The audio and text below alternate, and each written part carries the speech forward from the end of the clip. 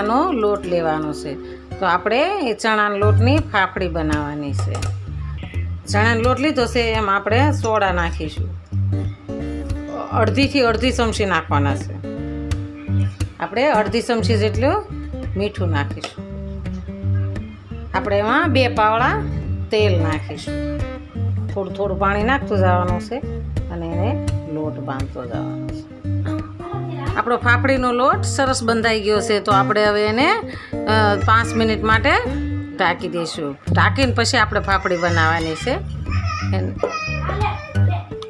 આપણે ફાફડી પાડવા તેલ મૂકી દઈશું ગરમ.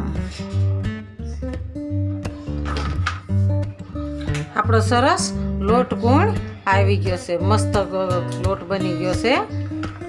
5 મિનિટ થઈ ગઈ છે. તો આપણે હવે એને લોટને આવી રીતના સરસ કેળવી નાખવાનું છે.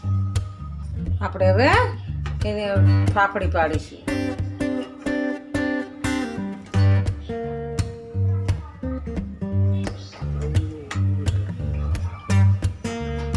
આપણી ફાફડી સરસ તૈયાર છે. તો આપણે એને બહાર નીકાળી દઈશું. આપણે ફાફડી સરસ તૈયાર છે. તો આપણે